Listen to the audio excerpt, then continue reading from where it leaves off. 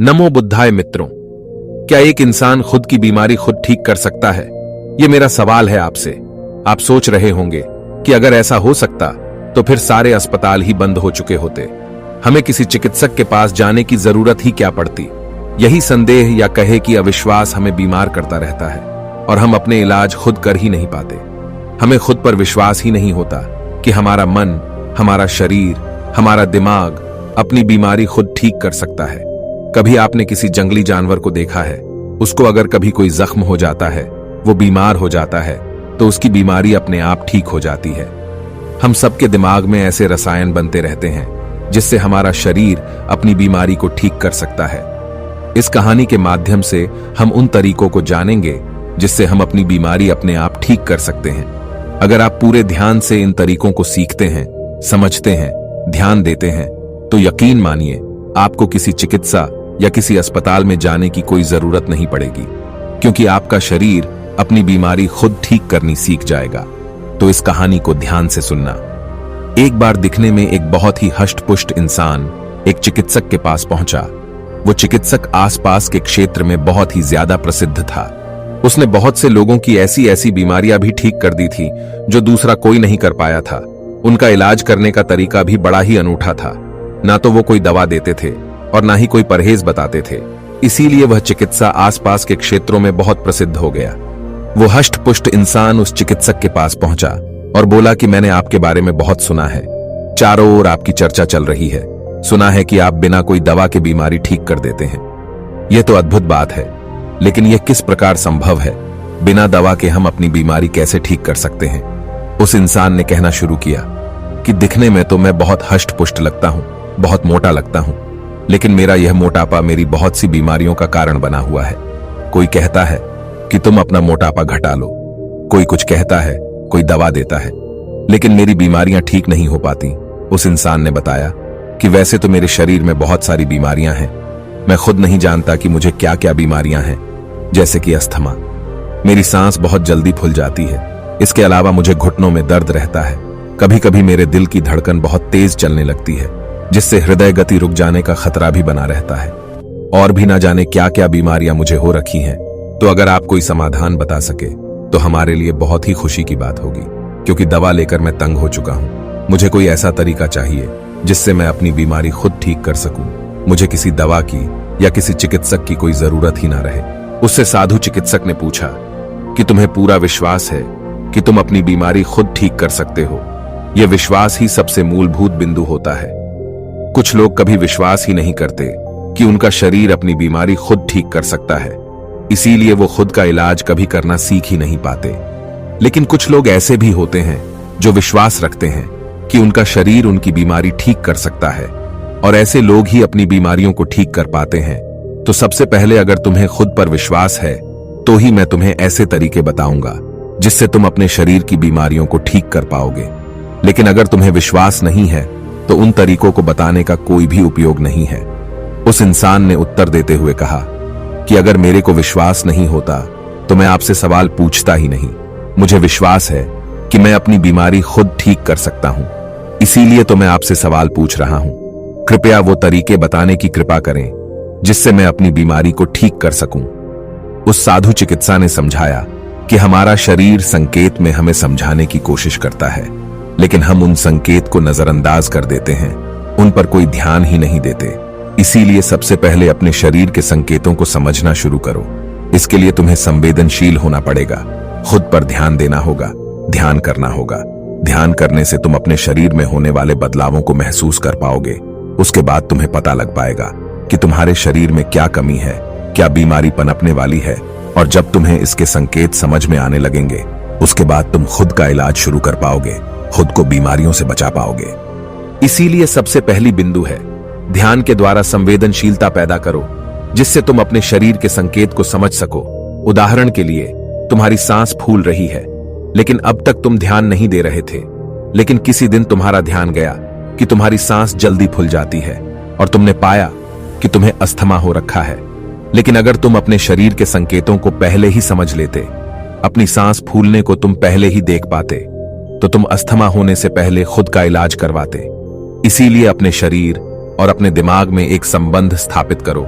जिस संबंध के जारी तुम्हारा दिमाग यह समझ सके कि तुम्हारे शरीर को क्या तकलीफ है, उसको क्या बीमारी है।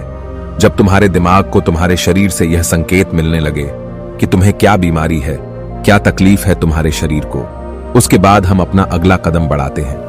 अगला कदम होता है आत्मचित्रण करना, यानी कि सेल्फ विजुअलाइजेशन। आत्मनियंत्रण करने के लिए आप कोई भी शांत स्थान चुन ले, उसके बाद वहां पर जाकर आराम से समय निकालकर बैठ जाए, अपनी आंखें बंद कर लें। उसके बाद अपने मन से खुद का वो चित्र देखने की कोशिश करें जिसमें आप पूर्ण रूप से स्वस्थ हैं। जो भी बीमारी आपको हो रखी थी वो पूरी तरह से ठीक हो चुकी है। 5 मिनट तक इसी एहसास को बरकरार रहने दें कि आप ठीक हो चुके हैं। ठीक होने के बाद अब कैसे दिखते हैं, आप अपना वो चित्र देखने की कोशिश कर रहे हैं। आत्मचित्रण करने के लिए आप किसी ऐसे संगीत का भी इस्तेमाल कर सकते हैं जो आपके आत्मचित्रण के ध्यान को और भी ज्यादा गहराइयों तक लेकर जाए। जितना स्पष्ट आपका आत्मचित्रण होगा, उतनी ही जल्दी आपका शरीर की बीमारी ठीक करना शुरू करेगा। जब भी हम आत्मचित्रण यानी कि सेल्फ विजुअलाइजेशन करते हैं, तब हमारा शरीर अपने आप का सबसे उत्तम स्वरूप देखता है। उस स्वरूप से हमारा दिमाग उसकी ओर आकर्षित होता है और हमारा मन और हमारा दिमाग उसी ओर काम करने लगता है। इस शारीरिक अवस्था तक पहुंचने की कोशिश करने लगता है जिसे अभी हमने आत्मचित्रण में देखा था, क्योंकि समझने की बात यह होती है कि आत्मा चित्रण करने से हमारा दिमाग उस रूप की ओर आकर्षित होता है जिसको हम आत्मचित्रण में देख रहे होते हैं। और जब हमारा दिमाग उस रूप की ओर आकर्षित होने लगता है तो हमारा अवचेतन मन अनजाने में अपनी बीमारी ठीक करके उसी रूप को प्राप्त करने की कोशिश करता रहता है। इस सबसे शक्तिशाली उपाय है। इस उपाय का इस्तेमाल करके आप अपना मोटापा कम कर सकते हैं, अपनी खूबसूरती बढ़ा सकते हैं, अपनी बीमारियों को ठीक कर सकते हैं बिना किसी चिकित्सक या किसी दवा की सहायता से। हमारे दिमाग और हमारे अवचेतन मन में ब्रह्मांड की सारी शक्तियां उपलब्ध होती हैं, लेकिन हम उन्हें खोल नहीं पाते, उनका इस्तेमाल करना सीख नहीं पाते, क्योंकि हमें उन प्रक्रियाओं को नहीं पता जिससे हम उन शक्तियों को जागृत कर सके। और यह आत्मचित्रण सबसे कारगर उपाय कहलाता है। उन शक्तियों को जगाने का बस ध्यान रहे। जहां भी आप यह प्रयोग कर रहे हैं वह जगह शांत हो, ताकि आप इस ध्यान की गहराई में जा पाएं। इस ध्यान की गहराई में जाने के लिए आप कोई शांत संगीत या कोई ध्वनि का भी इस्तेमाल कर सकते हैं। 21 दिन तक रोजाना इसे 15 मिनट करने के बाद आप अपने अंदर एक अभूतपूर्व बदलाव महसूस करेंगे। और आत्मसरण का इस्तेमाल सिर्फ अपनी बीमारी को ठीक करने के लिए नहीं किया जाता। अगर आप थके थके रहते हैं, आलस्य से भरे रहते हैं, आपके शरीर में कोई जोश, कोई उत्साह नहीं रहता, तो भी आप आत्मचित्रण यानी कि विजुअलाइजेशन का सहारा लेकर अपने आप को जोशिला, फुर्तीला और उमंग से भरा हुआ बना सकते हैं। बस उसके लिए आपको अपना वो रूप देखना है जिसमें आप जोश और उत्साह से भरे हुए हैं। उसके बाद आपका आलस्य आपसे खुद ब खुद दूर होने लग जाएगा। तीसरा तरीका जो खुद को ठीक करने में हमारी सहायता करता है वो है खुद से प्यार। जब भी हमें कोई बीमारी होती है, हमारे शरीर में कोई तकलीफ होती है, तो हम खुद को कोसने लगते हैं। कुछ लोग तो यहां तक सोचने लगते हैं कि इस बीमारी से अच्छा तो भगवान हमें उठा ले तो सही है। यह सब निराशा आपकी परेशानियों को और भी ज्यादा बढ़ा देंगी। इससे आपकी बीमारी तो ठीक नहीं होगी, लेकिन आपका मन, आपका दिमाग, आपका शरीर अपनी हिम्मत खो देगा। वो हिम्मत हार जाएगा। उसमें ताकत थी खुद को ठीक करने की, लेकिन आपने यह सोच सोचकर अपने को विश्वास दिला दिया कि आप अपने आप से नफरत करने लगे हैं। आपका खुद पे विश्वास नहीं रहा। जो लोग शरीर में बीमारी और तकलीफ होने के बाद भी खुद से प्यार करते हैं, खुद को कोसते नहीं हैं, वही लोग अपनी बीमारी को खुद से ठीक करने का साहस रख पाते हैं। आप खुद सोच के देखो, जो लोग खुद से प्यार ही नहीं कर पाएंगे, खुद से प्यार करते ही नहीं है, वो खुद की बीमारी खुद ठीक करने का भार क्यों उठाना चाहेंगे। खुद की बीमारी तो वही ठीक करना चाहेगा ना जो खुद से प्यार करता होगा। खुद से प्यार करने वाले लोग ही आत्मचित्रण के ध्यान में गहराई से उतर पाते हैं, जिसकी हमने अभी थोड़ी देर पहले चर्चा की थी। आत्मचित्रण की ध्यान की गहराई में जाने के लिए आपको खुद से प्यार करना सीखना होगा। उसके बाद आपका दिमाग अपने आप ऐसे रसायन पैदा करने लगेगा जो आपकी उस बीमारी को ठीक करने के लिए सहायक होते हैं। ये बात तो सच है कि हमारा दिमाग उन रसायनों को अपने शरीर के अंदर से पैदा करवाने की क्षमता रखता है, लेकिन हम ये ताकत जानते नहीं हैं, उस प्रक्रिया को समझते नहीं हैं, इसीलिए हमारी बीमारी ठीक नहीं हो पाती। ये सारे प्रयोग करते हुए खुद पे विश्वास, आत्मचित्रण, खुद से प्यार ये सब करते हुए आपको अपनी दिनचर्या का बहुत ध्यान रखना है। आप क्या खाते हैं, किस समय खाते हैं, क्या व्यायाम करते हैं, योग कब करते हैं, किन लोगों के साथ बैठते हैं, किन से बातें करते हैं, ये सारी चीजें आपकी दिनचर्या की होती हैं। इन पर आपको बहुत खास ध्यान रखना है। समय से खाना, अच्छा खाना, समय से व्यायाम करना आपको बहुत सारे बीमारियों से दूर रखता है। हम असलियत में बीमार तभी पड़ते हैं जब हम अपनी दिनचर्या का अनुसरण करना छोड़ देते हैं। जब हम एक बेहतर जीवन नहीं जीते, एक अच्छे दिनचर्या का अनुसरण नहीं करते, तो हम अंदर से दुखी होने लगते हैं, हम तनाव में रहने लगते हैं। अगर आप तनाव में रहेंगे तो स्वाभाविक रूप से बीमारियां आपको ज्यादा घेरेंगे। अगर आप समय से खाते हैं, समय से पूरी नींद लेते हैं, समय से व्यायाम करते हैं, तो आप तनाव मुक्त जीवन जिएंगे। उसके बाद बीमारियां आपसे कोसों दूर रहेगी। बस आपको अपनी दिनचर्या का पालन पूरी निष्ठा और ईमानदारी के साथ करना है। उसके बाद बीमारियां आनी तो दूर की बात रही, आपका जीवन खुशियों से भर जाएगा। अपनी बात को आगे बढ़ाते हुए साधु चिकित्सा ने समझाया कि अपने अवचेतन मन को अपनी बीमारियों को ठीक करने के काम पर लगाना सीखो। हम सबके अवचेतन मन में बहुत सारी शक्तियां वसी हुई हैं, बस हमें अपने अवचेतन मन से काम करवाने की प्रक्रिया नहीं पता।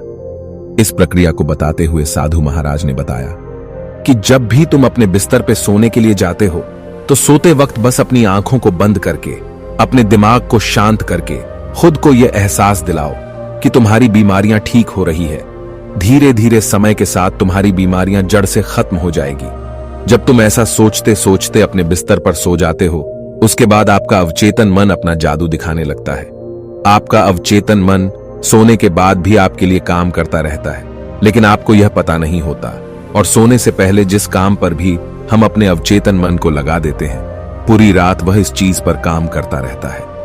रोज रात को यह अभ्यास करने से आप सुबह बहुत अच्छा महसूस करेंगे, क्योंकि धीरे धीरे आपका शरीर अपने आप ठीक होने लगेगा।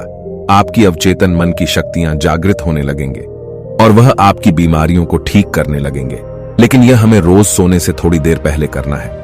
अगर हम इसे दिन में करेंगे तो दिन में तो हम दूसरे कामों में व्यस्त रहते हैं, तो हमारे अवचेतन मन को समय ही नहीं मिलता उसके लिए काम करने का। लेकिन रात में सोते वक्त जब हमारा चेतन मन शांत हो जाता है, तब हमारा अवचेतन मन जागृत होता है और तब वो अपनी पूरी शक्ति के साथ आपके लिए काम कर पाता है। साधु चिकित्सक ने बताया कि आज चाहे विज्ञान कितना भी आगे क्यों ना निकल गया हो, लेकिन आज भी बहुत सारी बीमारियां ऐसी होती हैं जिनका विज्ञान को भी कोई आता पता नहीं होता। बड़े बड़े चिकित्सक तुम्हारे शरीर में वह बीमारियां ढूंढ नहीं पाते हैं, लेकिन फिर भी तुम बीमारियों से परेशान रहते हो, ऐसी बीमारियों को जिन्हें विज्ञान भी ठीक नहीं कर पाता। तो तुम्हें क्या लगता है वह बीमारियां दवाइयों से ठीक हो जाएगी? नहीं, दवाइयां हमें तभी खानी चाहिए जब हमें यह महसूस होने लगे कि इस बीमारी का इलाज मैं अपने आप नहीं कर पाऊंगा। जब आप खुद से किसी बीमारी का इलाज करने में असफल होते हैं, तो आप किसी चिकित्सक के पास जाइए और वह आपको सही दवा देगा, लेकिन उससे पहले खुद प्रयास करके देखिए और यकीन मानिए आपके अंदर वो सारी शक्तियां हैं जो बिना दवाइयों के आपके शरीर को ठीक कर सकती हैं। आज से कई 100 साल पहले कोई विज्ञान नहीं था, कोई चिकित्सा प्रणाली नहीं थी। उस समय के लोग इन प्रक्रियाओं को, इन पद्धतियों को जानते थे, जिससे वो अपने आप को खुद ठीक कर पाते थे, क्योंकि उनके पास कोई दूसरा विकल्प ही नहीं था। लेकिन समय के साथ जैसे जैसे विज्ञान आगे बढ़ता गया, वैसे वैसे वो पद्धतियां और वो प्रक्रियाएं नष्ट कर दी गई, क्योंकि इससे विज्ञान का, चिकित्सकों का, अस्पतालों का अपना नुकसान है। उनके पास अगर कोई मरीज नहीं आएगा तो उनकी आमदनी कैसे होगी, यह सोचने की बात होती है। इसीलिए यह प्रक्रियाएं और यह पद्धतियां छुपाने की कोशिश की गई। लोगों को यह यकीन दिलाने की कोशिश की गई कि आप अपना इलाज खुद नहीं कर सकते। इसीलिए आपने खुद पर विश्वास करना बंद कर दिया और उसका नतीजा ये रहा कि एक बीमारी खत्म होती है तो आपको दूसरी आ घेरती है, और उस दूसरी बीमारी को ठीक करने के लिए भी आप जब चिकित्सक के पास जाते हैं तो वह आपको बहुत सारी दवाएं दे देता है। वो दवा उस बीमारी को तो ठीक कर देता है, लेकिन उस दवा से हमारे शरीर में और ना जाने क्या क्या बीमारियां पनपने लगती हैं। इस कहानी के माध्यम से उस साधु चिकित्सक ने उस इंसान को यह समझाने की कोशिश की कि तुम अपना इलाज खुद करने में सक्षम हो। इस बात पे विश्वास करो, इस पर यकीन करो, और जो प्रक्रियाएं मैंने तुम्हें बताई हैं, अगर उनके अंतर्गत तुम काम करोगे तो ठीक 21 दिन के बाद मेरे से वापस आके मिलना। उसके बाद तुम बताना कि तुमने अपने अंदर क्या बदलाव महसूस किया, क्या तुम्हारी बीमारियां ठीक हुई या नहीं हुई। और यह कहते हुए वो साधु चिकित्सक अपने दूसरे शिष्यों के पास चले गए जो उन्हें इन पद्धतियों और इन प्रक्रियाओं के बारे में ज्ञान ग्रहण करने के लिए आते थे। उस इंसान ने भी निश्चय किया कि वह 21 दिन तक रोज इन प्रक्रियाओं का पालन करेगा और उसके बाद फिर से इन साधु से आकर मिलेगा, और जो भी बदलाव वह महसूस करेगा वह ईमानदारी से वह सारे बदलाव इन साधु चिकित्सक को बताकर जाएगा। और यही सोच विचार करते हुए वह इंसान वहां से प्रस्थान कर गया। दोस्तों, सच्ची श्रद्धा से कमेंट में नमो बुद्धाय जरूर लिखिएगा। इस वीडियो को लाइक करें तथा अपने दोस्तों के साथ शेयर करें और हमें सब्सक्राइब करना ना भूलें। और हाँ, इस वीडियो से कोई भी सवाल है तो आप कमेंट में पूछ सकते हैं। अगर कोई नहीं है तो आप कमेंट में नमो बुद्धाय लिखना ना भूलें, क्योंकि आपकी कमेंट से हमें वीडियो बनाने का मोटिवेशन मिलता है। धन्यवाद।